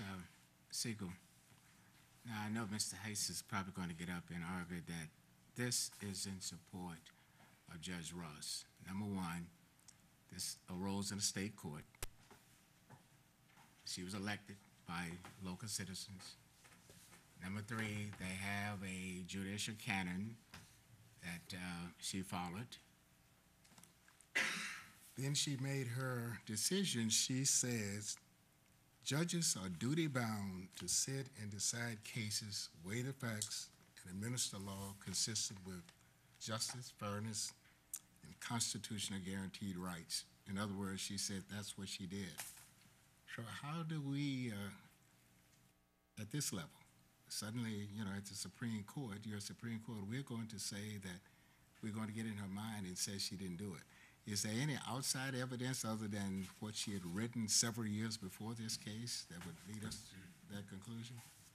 Well, Your Honor, another quote or another holding that is worth considering is in Ray Murchison, in which this court said that due process may require recusal of judges who are not actually biased. You just said it may. But the canons of ethics in Franklin, the state of Franklin, says that she may. Does it rise to the level that she shall recuse herself? I don't think you met that standard, have you? In this instance, yes, Your Honor. Judge Royce has a debt of gratitude to the credit union. How do we know that? We know this based on, the facts are very similar to Caperton in that the size of the donation and the suspicious timeline give rise to this debt of gratitude that she's at risk of having, which could lead her to have a risk of actual bias, which violates the due process rights of my clients. Moving on to the substantive issue, regardless of whether this court finds that recusal was necessary, Judge Royce erred in granting the preliminary injunction. Help is a valid use of eminent domain because it satisfies both elements of the takings clause. So help serves a public use because it's designed to assist Barksdale residents who have been hurt by the housing crisis and to rejuvenate the economy of Barksdale in general. Help addresses an economic problem, which is widely recognized as a valid public use. We saw this in Kelo versus City of New London. In that case, this court upheld the transfer of land, including homes, to a private developer in order to revitalize a distressed city. Here, Barksdale's economy has been absolutely devastated, warranting immediate government action in order to address this housing crisis. But still, it goes from one private lender to another, so it's private to private. And to make it worse than Kelo, all right, the private lender is already identified as Bell Bank. Actually, Your Honor, the private partner, Bell Bank, was identified the day after help was enacted. But they drafted Does that make a the plan. difference of 24 hours? Are you saying that makes the difference? Yes, Your Honor, I think that it is definitely a factor to be considered. And Bell Bank did make sense as a private partner. It showed investment during this process of planning. But the evidence shows that Bell Bank actually drafted this plan with just a little bit of tweaking. Bell Bank did help draft this plan, which could be a factor that cuts in their favor, that they showed investment into the community, that they were willing to look for a solution for the city of Barksdale in order to Also help suggests families. collusion. But, Your Honor, it's important to keep in mind that Bell Bank was not the only party that had correspondence with the city council that was of a negative manner. Well, that's the only things in the record is Bell Bank. Is there Well, the anything credit else? union threatened litigation against the city council, and the city council chairman said that he Well, the wouldn't be credit union threatened is the then. one whose property is being taken, so you'd expect them to put up a fight, right? We evaluate the collusion question differently, and there is no other private bidder here for this public-private partnership that your client put in place. And that, it seems to me, raises a specter of pretext. Yes, Your Honor, there was no competitive bidding process, but there was also no need for a competitive bidding process because the values of the mortgage packages are already set. They're predetermined. So there's no way that one financial institution could really outbid another. HELP also satisfies just compensation because it provides the owner with a fair market value of the collateral, which is the value that two negotiating parties would reach considering the unique circumstances that we see in Barksdale. Why wouldn't two negotiating parties in an arm's length transaction settle on a value higher than the collateral itself? Given that these are current mortgages, people making payments, we can expect at least some income stream on some of these properties going into the future. So it's more than the collateral, at least something more than the collateral. Well, Your Honor, actually, these financial institutions are going to be able to escape many costs. Foreclosure is a costly and lengthy process. Marketing the home, showing the home, and closing the sale is very costly, and during that time, no one's making payments on the home. So these financial institutions are going to be guaranteed that payment. But some people will choose to stay and keep making their payments, right? So in those cases, whatever percentage it is, isn't it less than the market value to pay nothing beyond the value of the home? I see my time is up, Your Honor. May I continue to answer? With the Chief Justice's permission. You may. Well, in addition to being able to avoid all of these costs, these financial institutions are going to be able to take advantage of the time value of money. So rather than making periodic payments over time, rather than receiving periodic payments over time, they're going to receive a lump sum which they can then use to make more sound investments, which will pay off in the future. Now that my time is up, I'll address any remaining issues during rebuttal. Thank you. Thank you. Mr. Hitz? Mr. Chief Justice, and may it please the court. This is a case about a locally owned and operated credit union fighting to prevent a city from taking its property at the behest and for the benefit of the world's largest financial institution. The FCCU should win this fight, and the judgment of the Franklin Supreme Court should be affirmed for two reasons. First, HELP does not satisfy the takings clause of the Fifth Amendment because it provides neither just compensation nor does it serve a valid public use. Second, Judge Royce in the Omar County Superior Court was not obligated to recuse herself under the 14th Amendment. And even if she was obligated to recuse herself, vacatur is not warranted. In Lyleburg, this court explained that a court should examine three factors when determining whether or not vacatur is warranted: prejudice to the parties, the risk of prejudice to future parties, and the potential that the public will lose faith in the judicial system. In this instance, this case has been brought up through three separate appeals. Any prejudice that existed in the Omar County Superior Court has since been sterilized by the appellate process. Well, is that really true? Because, district judges find facts, which we defer to on appeal. And so presumably, if the district judge was biased, it had an effect on the disposition, even if all the appellate courts were to affirm the district court's decision. I would agree with you in most cases, Justice Strauss, but in this instance, all two courts that have issued opinions have reviewed the facts de novo, and there are no disputed issues of fact in this case. So there is no real prejudice to the city of Barksdale. And even if there is prejudice, recusal is not warranted under the 14th Amendment's due process clause. The petitioner made a great deal of put a great deal of emphasis on this donation by the FCCU to the Liberty Patriots USA, which is Marlo Royce's super PAC. This is much different from the donations that were at issue in Caperton, which it is less direct and it is smaller than the donations at issue in Caperton. But we have not only those donations, but we also have these statements. And what's wrong with recusal here? I mean, what's wrong with, how does that damage our system to say, okay, we're going to maintain the credibility in our system and have this person require them to recuse themselves? Well, Justice Vadek, I think recusal does damage the system, as Justice Darden was kind of alluding to in some of his comments. In this instance, it'll place a greater strain on the other judges that are sitting in the Omar County Superior Court to have to hear these additional cases. The Well, city of, presumably, those other justices or judges in the Omar Superior Court will have cases and they'll go over to this justice, you know? So I'm not really sure that that's a great argument. well, an additional problem that was cited by the state of Franklin in passing their Judicial Ethics Act that they wanted to deal specifically with is this problem of the litigants fighting over whether or not a judge should recuse themselves. It takes the court's eyes off the merits, and in this instance, it's simply a distraction from the true issue, and that's whether or not help is constitutional. Anything else that's a harm by requiring recusal here? Beyond that, there aren't additional harms, but even as such, I don't believe that recusal is warranted simply for the reasons that I'm about to talk about. I don't think Judge Royce's extrajudicial statements can be considered under this court's holding in White, as Justice Sykes alluded to. Well, counsel, let me just read one passage that really concerns me, which is, rest assured, bailouts will not survive constitutional scrutiny. That's the exact issue that this judge had before her. Why doesn't that create sort of an appearance of bias?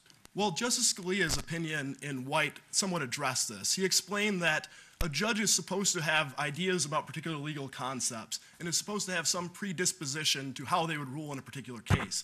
The problem is bias against particular parties. I think you're overstating what Justice Scalia said in that opinion. He didn't say judges are supposed to have predispositions. Predispositions might have been too strong of a word, but they're supposed to have opinions about particular issues. It's the problem when a judge speaks out against a particular party, which Judge Royce has not done in this case. She has been completely neutral to the city of Barksdale. So does the White case even apply here? I mean, in my mind, there's a separation here. White says, you know, you can speak. You have a freedom of speech as a judge.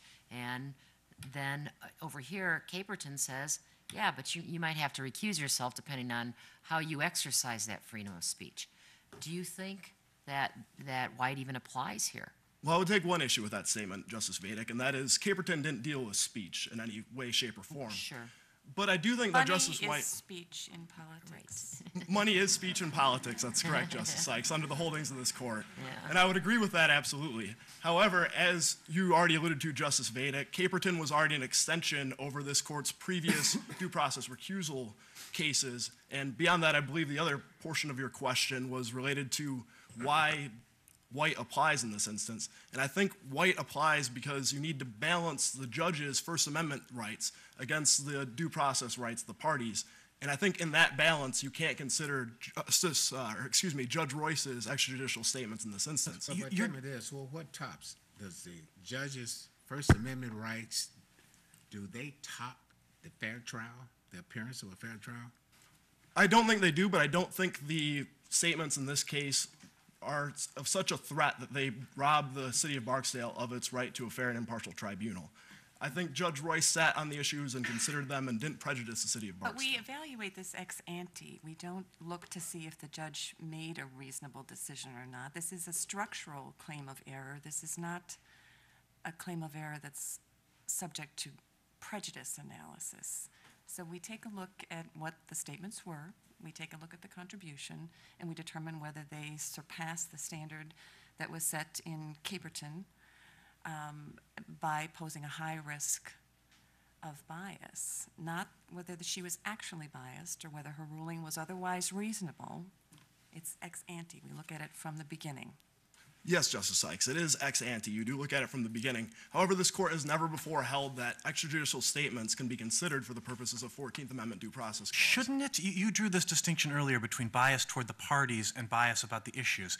Do you really think if a judge said, for example, the 10 Commandments in a courthouse are always unconstitutional, and if it ever comes before me, I will rule that it is unconstitutional, and then a 10 Commandments case comes before that court, that's irrelevant, that the judge can sit even after having made a clear commitment that in every case of this kind, this is how I will come out, that their bias about issues is irrelevant to due process?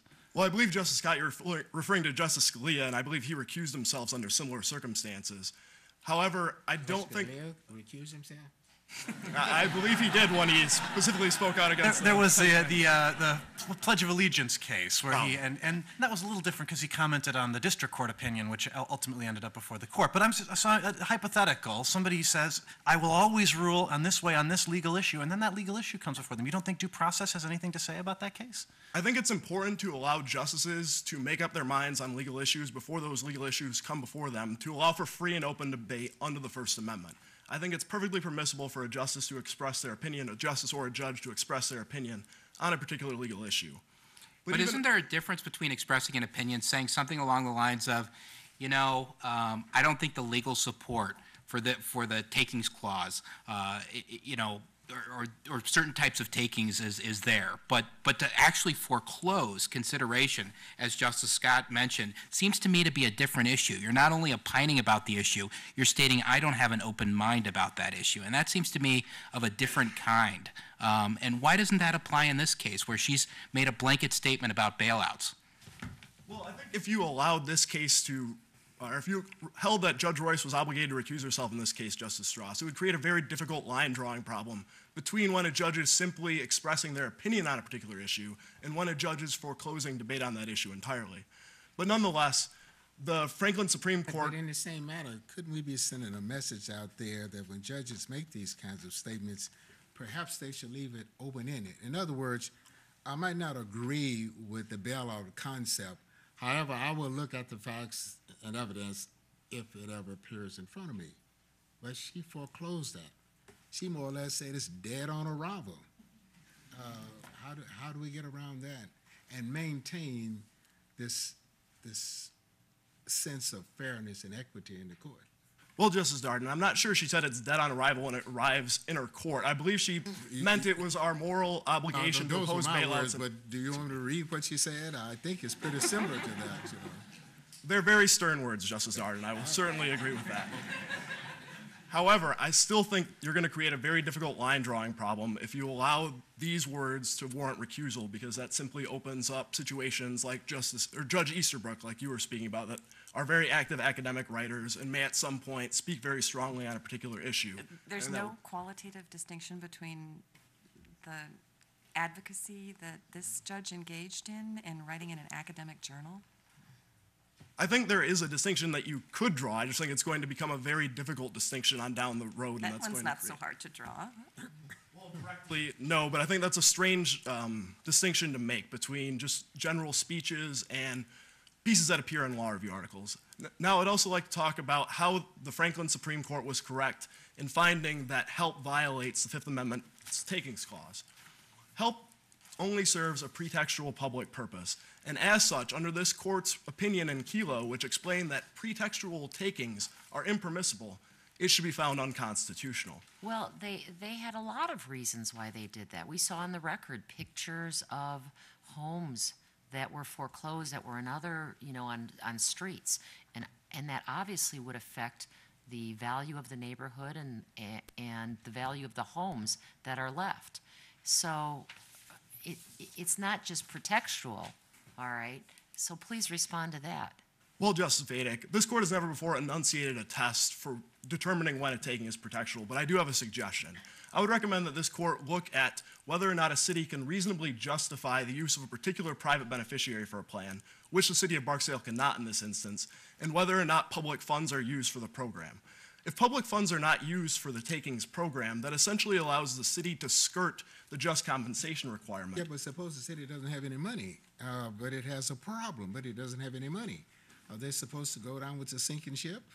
Not necessarily. Again, my test also has that second prong, which would examine whether or not they have a reasonable justification. In this instance, if the city was truly only concerned with equalizing the value of the outstanding debt to the value of the underlying collateral, they would have simply sold these mortgages back to the original mortgagee. There's no additional reason why they would want to involve Bell Bank in this plan. I thought there was a memo floating around from your company which indicated that no one would pay any more than the value, the underlying value, not the value of the promissory note. They would only pay the market value as the market stood at that time. Well, that's relating to just compensation, Justice. Right. And I can talk about that if you would like. That memo you're referring to explains... Way into one another. Go ahead. Okay, well, that memo actually indicates that for the mortgages that help affects, those that are between 130% to 150% underwater, the FCCU could gain anywhere from 113% to 115% of the value of the underlying collateral on the secondary mortgage market. If everything goes as they want it to go or projected to go, am I correct? But it could go the other way around, am I correct? And that means they could lose money, more money. I would admit that it's possible that, yes, they could lose money. However, that finding in the record is uncontroverted. The city of Barksdale introduced nothing in the record to refute that actuarial table that appears on page 69. There is nothing that What would they have to? These are elected officials that are making a decision based upon what they think is best for the city. Would they have to refute your bank's, your credit union's evidence? Do they have to refute that?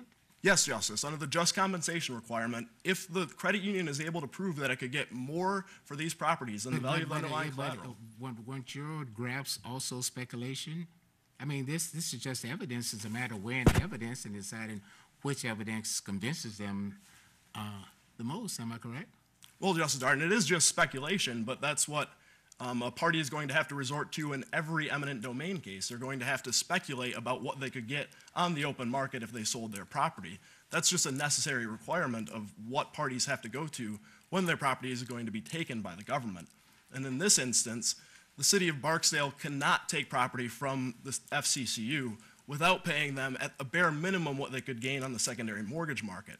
Further, this court's opinion in Radford forecloses possibly the city of Barksdale's argument that they do not have to pay the value of the outstanding debt. In Radford, this court explained that the essence of a mortgagee's interest is the right to collect the full value of the outstanding debt. Isn't that a different time and different circumstances? Well, Justice Vedic, that case was decided in the Great Depression, which many would argue are similar circumstances to today.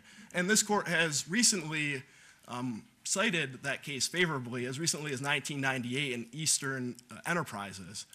So that case still seems to be good law, and it indicates that if a party is going to lose its interest in a mortgage, it should be entitled to collect the full value of the outstanding debt. Isn't the practice now, even now as we speak, that banks are packaging mortgages and then selling them for less to other banks who sell them to other banks who sell them to other banks, as it turns out? So isn't that the practice right now? Justice Vedic, I would agree that that's the industry practice. However, the record indicates on page 68 that the FCCU has never before participated in the secondary mortgage market. It maintains all of its mortgages and intends to maintain their mortgages unless the city of Barksdale uses the eminent domain power to foreclose upon that opportunity. But Right, does, we have to craft a general rule for measuring just compensation in the case of distressed mortgages, not one that applies only to your client. So what's the rule that you're proposing? At a minimum, the rule that I'm proposing is that the value on the secondary mortgage market must be the value of just compensation. And that rule... That's less than the face value of the debt, though, in a distressed mortgage market. That's correct, Justice Sykes. That's the most narrow way to find help unconstitutional in this instance. And that is sufficient to find help unconstitutional because help is simply trying to provide the value of the underlying collateral as just compensation. But again, the actuarial table indicates that the true measure of just compensation would be anywhere from 113% to 115% of the value of the underlying So you're collateral. okay then with us overruling the Radford case and talking about secondary market value? That seems to be the rule you're proposing. Am I incorrect about that?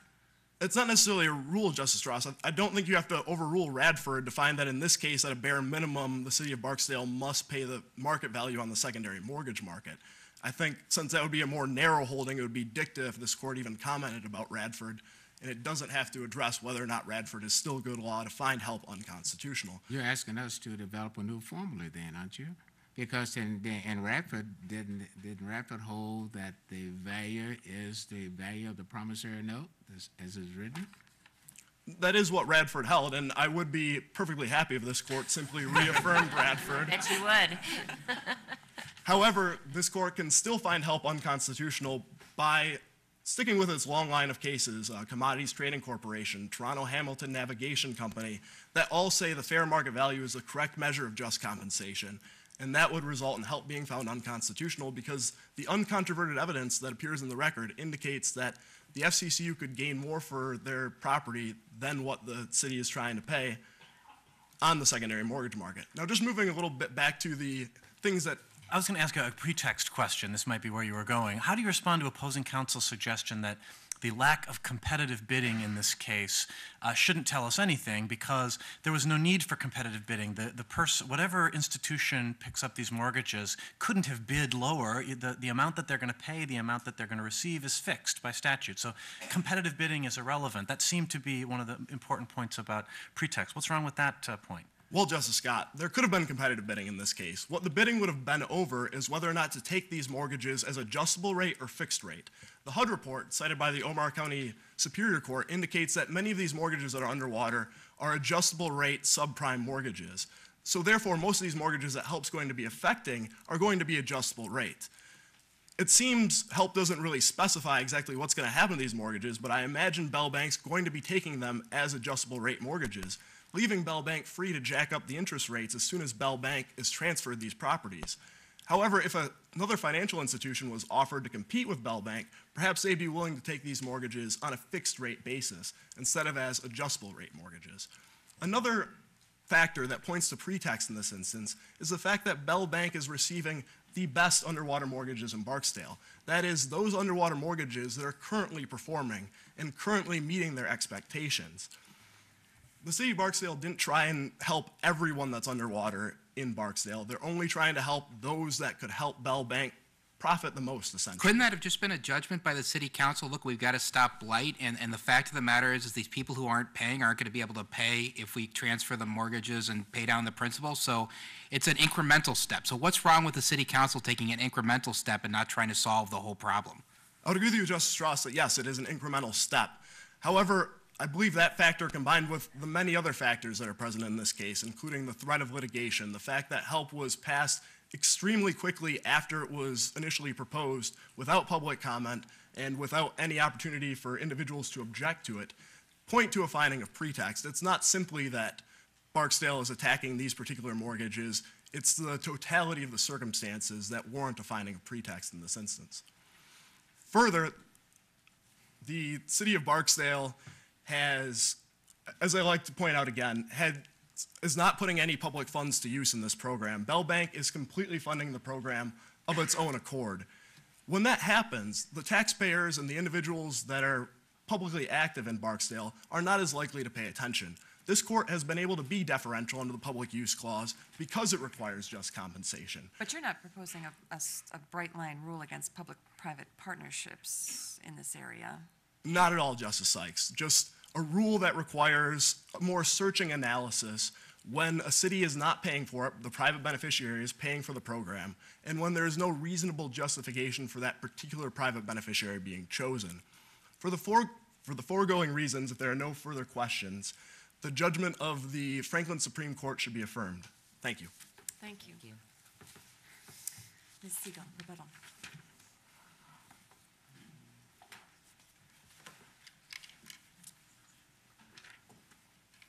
Your Honors, I'd like to use this time to respond to and correct 3 points. First, respondent argued that the financial interest here is too indirect to the Royces. However, the credit union's donation is actually more direct than the donation was in Caperton. In Caperton, a majority of Blankenship's donation went to a political action committee. Yeah, but his entire salary, and his entire judicial office relied on him winning that race. I mean, here you're talking about a 2.5% increase in a bonus. It seems to me like you should be making the exact opposite argument, but maybe you could respond to that. Actually, no, Your Honor. In Caperton, Justice Benjamin did not have any control over how that money was actually spent because it did go to a political action committee. Here, the Royces are going to be able to take this money home, so they'll be able to use it however they please to use it. It looks more like a bribe. Yes, Your Honor. Ms. Lee, I was just doing a little bit of doodling here. Now, it seems to me that, as Mr. Heiss raised, you're selling to Bell the best of the mortgages. People who are current, they're underwater, but they're current on their payments and so forth. Now, he said that they presented graphs and charts showing that minimally they're going to get a return of 13% or more. But now you're starting them off with a 25% discount. It doesn't seem like there's a lot of risk involved here for Bell at this point. Well, Your Honor, unfortunately, resources are limited, so not every homeowner could receive a renegotiated principal. But I thought the object of eminent domain was to be fair and equitable. It seems to me that he raises a good point here about fairness. Sure. Well, these mortgage packages are 25% underwater, and so these are the homeowners that are most at risk of default. Yet, because these homeowners have exercised good faith in making their payments, they should be rewarded and be able to receive that renegotiated principal. I'm just wondering why they didn't take some of those bad ones, that were not, where the payments were not being made on time. Just a thought. Second, respondent argued that a heightened standard should apply, but this court expressly declined to adopt Justice Kennedy's concurring heightened standard, and this standard has never been applied. That's just for garden variety takings of the sort that were at issue in Kelo and in all past takings cases where you've got a construction project of some sort or some sort of economic development process of a physical kind. This is sort of an economic development project of a intangible kind. There's nothing physical about it. That's what makes it so difficult, and the background circumstances do suggest pretext because we have a single bank that's driving the train. So why shouldn't we use a different standard? Well, Your Honor, there is no pretext here because the benefits to Barksdale are not incidental. In fact, they're substantial and maybe even necessary to save the city from crisis.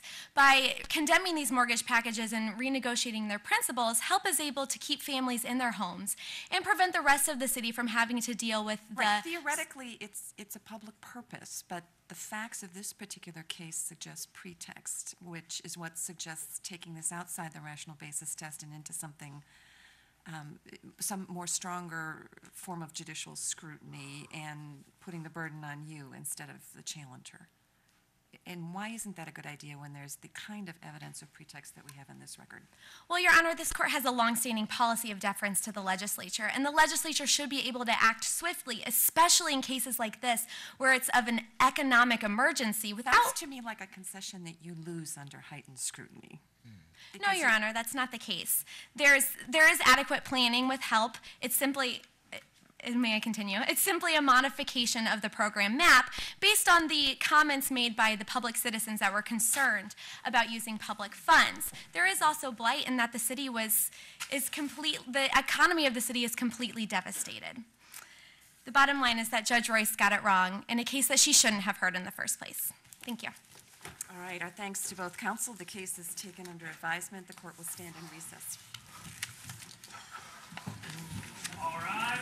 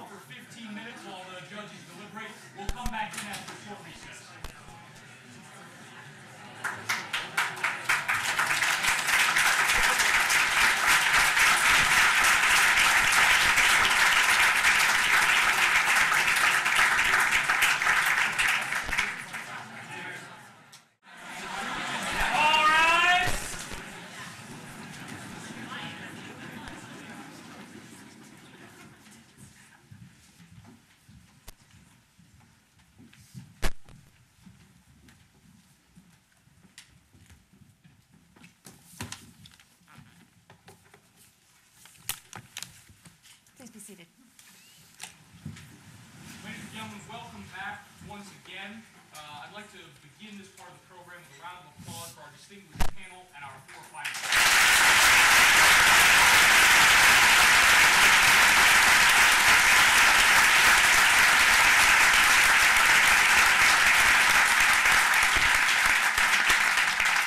All right, and on behalf of the entire panel, I'd like to congratulate all of the competitors in this competition. You were all phenomenal. You did a terrific job. You were obviously extremely well prepared, extremely well coached. You knew the material very, very well and presented very professional and high caliber arguments. Indeed, as good or in some cases better than those we see in real court. And so I'd like to congratulate all of you on very fine performances this evening on what were very difficult arguments and a very hot bench. So congratulations to all of you. I would also like to announce for all of you and for your families and friends who are here that our decision was very difficult and it was very close because all of you were such high caliber advocates and so very well prepared and so poised and parried our questions extremely well. Having said that, however, I am pleased to announce that the 2012-2013 Sherman Minton champions are Leah Siegel and Jonathan Hitz.